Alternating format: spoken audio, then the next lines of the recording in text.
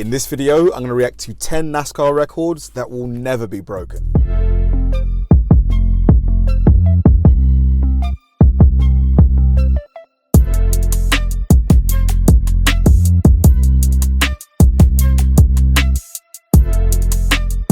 Hi guys, and welcome to another episode of Kabir Considers. This is the place where I react to music, media, sports, anime, anything related to popular culture. I'll watch it with an open mind and give you my 100% honest reaction to it. And if you could please hit that like button early, I'd really appreciate it. Yes, another NASCAR video. I feel like every NASCAR video that I react to, I'm learning so much more about the sport compared to if I was, learning it independently, maybe going on websites. It's a really fascinating motorsport in the sense that it shares quite a few similarities with Formula One in terms of the safety, red flag, yellow flag, etc. But it also has its key differences in the sense that I think maybe due to the, the attitudes of the teams, it seems that the team principals and the racers are prepared to stay out on the track, no matter what, even if there is significant damage to the car. Whereas in Formula One, I think maybe to try and protect the immense investments, financial investments that they put into the car, if they feel like it's not worth maybe keeping the driver on, they'll bring him off. But no, NASCAR is an awesome sport. I know that the new season or a race is taking part on I believe it's the 14th of February. I'm definitely going to be watching that. I think I've even figured out what channel it's on. I believe it's Premier Sports in the UK. So yeah, I'm definitely going to be following the new NASCAR season really closely this year. But yeah, this is going to be a good video, I reckon, just because it seems that, obviously because NASCAR's been going on for quite a while, it seems that some records have been put in place that are nearly impenetrable. And rather than, me trying to find out, these bits of information one by one, Slapshoes, I think that's how you say the name of his channel, does a really good job of condensing quite a lot of really pertinent and really good information into like little 10-minute, 15-minute videos that are quite good and easy to digest. So yeah, this is going to be quite a fun one to react to. Let's go. This is going to be my reaction to 10 NASCAR records that will never be broken. Let's go. Unbeatable records. Just about every single sport has them, and NASCAR is absolutely no exception. From track records to win streaks to unprecedented championship seasons, NASCAR has a lot of records to beat. And I think I've scrapped together 10 that you will never see beaten no matter how long you live. See. So without further ado, number 10. Jimmie Johnson makes the chase every single year. The first chase field in 2004 was basically the top 10 regular season drivers with the highest points at the Richmond race in the fall of that year. Since then, who can and cannot be in the chase field has changed over time. It went from 10 drivers, something like 12, and now it's 16. Well, no matter the format, Jimmie Johnson has made the chase every single year since 2004. Wow. Now, since I have recorded this in late March of 2018, so far the season looks pretty rocky for Jimmie Johnson. That streak might get broken. Even if Jimmie Johnson fails to make the chase this year in 2018, still 14 chase appearances in a row is ridiculous. Nobody else is even really that close, and with the streak some of these new drivers coming up through the field I don't think anybody's going to chain together 14 of these things ever again. I don't care if they make the field 20 chase drivers next year. Number 9, Richard Petty wins 7 Daytona 500s. From 1964 to 1981, Richard Petty won an unprecedented 7 Daytona 500s. Dude, it's hard enough to win one of those things. Number. If you win 2, you're considered a really great driver in the ranks of Bill Elliott, Matt Kenseth, Jimmie Johnson, Dale Earnhardt Jr. 3, you're talking about legendary status, Jeff Gordon, Bobby Allison. 4, Cale Yarborough, easy Hall of Famer. 7, you're in a different ballpark, and the King Richard Petty more than earns his name in this regard. 1964, 1966, 1971, 1973, 1974. The infamous fight in the infield in 1979 when he passed by Donnie Allison and Cale Yarborough after they wrecked each other in turn 3. Stupid question, and then finally the win in Daytona 1981 with a brand new car. Let me know They'd gone from these big, huge cars from the 70s, and they had shrunk them down into more compact, modern-looking cars. And still, Richard Petty was able to wheel that thing to a victory. It took nearly 2 decades for Richard Petty to get all of those Daytona 500 victories. And with drivers' careers getting shorter and shorter to avoid injury, yeah, I don't think this one's ever going to be broken. Not to mention how chaotic restrictor plate racing is these days. Richard Petty had the advantage of not having to worry about that since the restrictor plate didn't come into play until 1987. So far, the records have been pretty good. Most Daytona 500 victories, most chase appearances, but for number 8, how about a record nobody wants to get? Number 8, J.D. McDuffie starts 653 races and never wins a single one. Yeah, J.D. McDuffie holds the record for most starts without a win. He also held the most last place finishes until 2014 when Joe Nemechek finally bopped him. Now consider this, if you started your car in every single race in a 36 race season for 18 years, you still wouldn't have 653 starts. McDuffie's career spans from the early 1970s all the way into 1991, in which he was tragically killed in Watkins Glen. Had he not died there, he probably would have added to this record, but I also want to say this guy was no slouch. In 653 starts, he finished in the top 10 106 times. That's actually not that bad. As a matter of fact, there's actually a pretty good case to make that he is the best driver to never win a NASCAR Cup race. So what kept him going? Well, according to him, he just liked to race. It was a thing he liked to do most with his time, and well, who's to tell him to stop? Apparently he made a pretty decent career out of it. I mean, hell, if he told me I could race in NASCAR and make the same amount of money I'm making now and I'd finish dead last in every single race, hell yeah, I'd start racing for you. What can I say? J.D. McDuffie was living the dream. So let's get back on track with those records that you definitely want to break if you ever get an opportunity. Number 7, Mark Martin wins the fastest race ever. Now you might think this race had to occur back in the 80s, back when the Aero Wars were going on, back when there were no restrictor plates and guys were pulling 200-mile-an-hour laps. Well, you'd be wrong.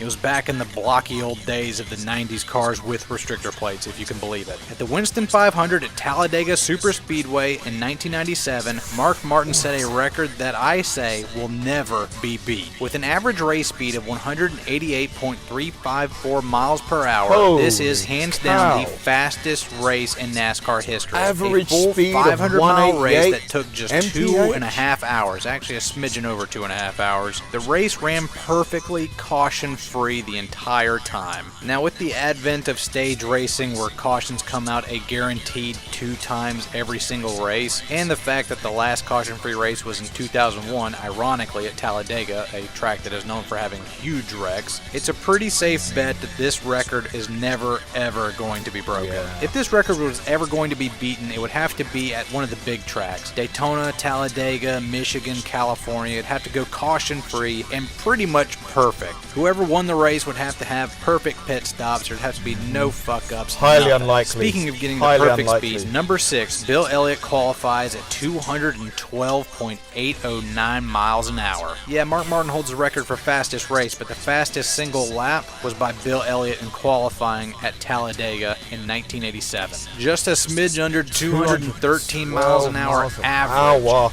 That is blisteringly fast. Officially, he did 2.66 miles in 44.998 seconds. Ironically enough, events from this race would cause NASCAR to put on the restrictor plate, which would essentially just about half the horsepower a NASCAR engine was able to put out. This dropped speeds down from the 210s down to 180s by themselves. This is probably a good thing because in the pack, cars could get 220 miles an hour. Hell, without the restrictor plate with modern engines, some cars have been clocked unofficially at like 235 miles an hour. And considering we're having cars flying to the catch fence at 190 miles an hour these days, I don't think NASCAR's in a big hurry to take away that restrictor plate. Safe to say this one's going to stand the test of time. And if you thought we were done with King Richard Petty, well, think again. Number 5, the King wins 10 races in a row. In 1967, Richard Petty ran what has to be as close as any human being can get to the perfect season. He won 10 races in a row.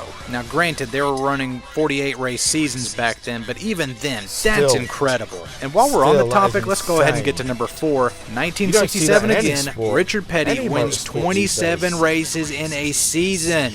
Driving an old Plymouth, Richard Petty absolutely wore them out that year. If there was ever a year in which Richard Petty earned the name The King, it was in 1967. All hail King Richard Petty, the first of his name, protector of the good years, and defender of the cup. Long may he reign. Okay, so we've Game had of some Thrones really big reference names right up here there. thus far. Mark Martin, Bill Elliott, Richard Petty, Jimmy Johnson. Well, how about a guy you've probably never heard of? Number 3. Herb Thomas has the best win percentage of all time. If you only count drivers who have a total of 100 starts, Herb Thomas has the highest win percentage hands down with 21.05%. 48 wins across 228 starts, meaning that just about every 5 times he cranked up his engine, he was going to win. It should come as no surprise that he was NASCAR's first 2-time champion and the first guy to get multiple wins at the Southern 500. His first race was in 1949. He really only ran full-time in the early to mid-50s, and his last race was in 1962 at North Wilkesboro. He did most of these achievements driving the old fabulous Hudson Hornet, but he did bounce around between Chevrolets, Buicks, Chryslers, just basically so anything he wasn't he a thought one could win. manufacturer. After a for severe lengthy period injury of in time. Shelby, North Carolina during a race, he was pretty much done racing. I really do wonder what else he could have done had he not been injured in 1957 out there in Shelby, North Carolina. But it did pretty much cement that he has the best win percentage ever. His longtime rival Tim Flock actually has the second best win percentage at 20.856, 39 wins and 187 starts. Third is, no surprise, the Silver Fox himself, David Pearson, with 18.293%, 105 wins and 574 starts. And Richard Petty, pretty much by sheer volume alone, has a 16.892.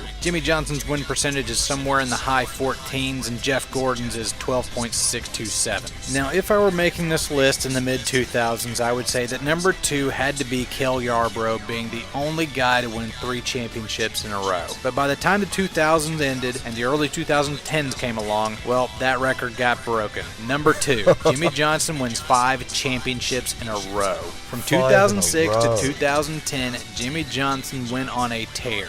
A lot of people worried that he would single-handedly destroy NASCAR, myself included. I mean, when you have one guy just dominating like that, it really is something spectacular to watch. Yeah, Richard Petty had 7 championships, but they're actually pretty well spaced out. The guy who actually came closest to matching this was Dale Earnhardt Sr. In 1990, 1991, 1993, and 1994, he won the championship 4 times out of 5, with only Alan Kulwicki besting him in 1992. While Jimmy Johnson was on this tear, NASCAR changed the chase format 3 7 in times. a row. And at one point, they completely changed the point system wholesale. The entire thing from the ground up. And he still found a way to win. It should also come as no surprise that Jimmy Johnson also has 7 championships. He also matches the king in that. So number 1 on this list is not going to be 7 championships, because that might get topped soon if Jimmy Johnson can get his stuff together. So for number 1, let's go back to the king.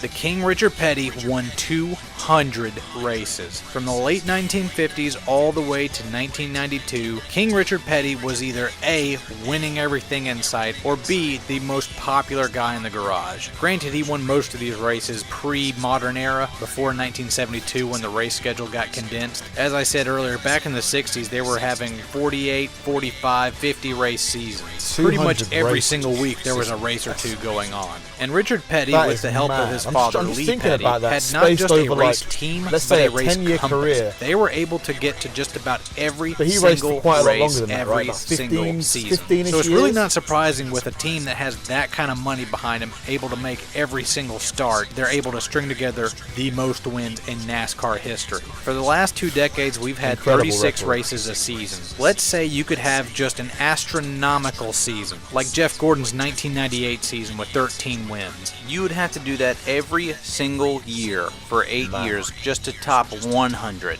Now do it again. Yeah, that's not going to happen anytime soon. I'm going to go ahead and call it quits here. The king is the king for a reason. I'm Slapshoes. Those are the top 10 NASCAR records that will never be broken, and I'll see you next time. Take it easy. Man, that was awesome. That specifically the final 2. So the 7 championships in a row and the 200 wins, career wins. Yeah, those are just, it's just the way Slapshoes broke down the maths. It was just, you're never going to beat that. Obviously, you can never really say never, but to win 10 races a season and then do that for 20 years, forget it. Forget it. It's just, unless, you know, somehow sports science gets to the point where drivers can just have 25, 30-year careers, and then you have another generational talent come round. Yeah, just highly unlikely. Thanks for watching, guys. If you enjoyed this video, please like, subscribe, turn on bell notifications, and keep throwing the recommendations my way. I know I say it all the time, but they genuinely help me out, because if I know you enjoyed watching something, I'll definitely enjoy reacting to it. So like, subscribe, turn on bell notifications, keep throwing the recommendations, and I'll catch you in the next one.